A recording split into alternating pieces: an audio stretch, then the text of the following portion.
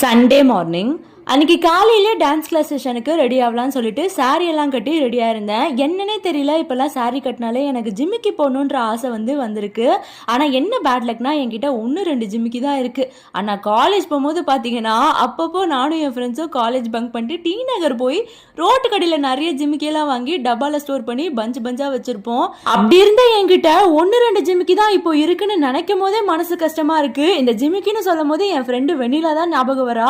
ஏன்னா அப்போல்லாம் நானும் அவ்வளவுதான் ஜோடி போட்டு ஜிமிக்கியா வாங்கி மாட்டிட்டாலேமோ, அதெல்லாம் நினைக்கும் போது ரொம்ப சிரிப்பா இருக்கு. அதுக்கப்புறம் நானும் ரெடி ஆயிட்டு ஸ்டூடெண்ட்ஸ் எல்லாம் வந்தோடனே கிளாஸ் முடிச்சுட்டு அப்படியே கொஞ்ச நேரம் ரெஸ்ட் எடுத்துட்டு இருந்தேன். அப்பதான் ஹஸ்பண்ட் பாசமா எனக்கு ஜூஸ் எல்லாம் வாங்கிட்டு வந்தாங்க. நானும் நல்லா ஆசையா அந்த ஜூஸ் எல்லாம் குடிச்சிட்டு அப்படியே லஞ்ச் ரெடி பண்றதுக்கு போயாச்சு. அன்னைக்கு எங்க வீட்டுல என்ன லஞ்சுன்னு பாத்தீங்கன்னா மீன் குழம்பு தான் லஞ்சுக்கு. இப்பதான் விக்ரம் குட்டி அவங்க அப்பா கூட சேர்ந்து நல்லா மீன் சாப்பிட ஸ்டார்ட் பண்ணிட்டான். நான் தான் வீட்டுல ஒரே ஆளு மீன் குழம்பு வீட்டுல செஞ்சாலே தயிர் சாதமும் வீல் சிப்ஸும் சாப்பிடுறது. நான் மதியானம் லஞ்ச் ரெடி பண்ணிட்டு இருக்கும் போதே ஹஸ்பண்ட் மேல் வீட்டு பையன் கூட சீரியஸா கிரிக்கெட் விளையாடிட்டு இருந்தாங்க. நான் நடுவுல பூந்து பேட்டை வாங்கி நானும் விளையாடுவேன்னு காமெடி பண்ணிட்டு இருந்தேன். ஹஸ்பண்ட் பயங்கரமா கலாய்ச்சி விட்டாங்க. என்னடி கிரிக்கெட் விளையாட சொன்னா பரதநாட்டியம் ஆடிட்டு இருக்க அப்படின்னு சொல்லிட்டாங்க. எனக்கு ஒரே அசிங்கமா போச்சு.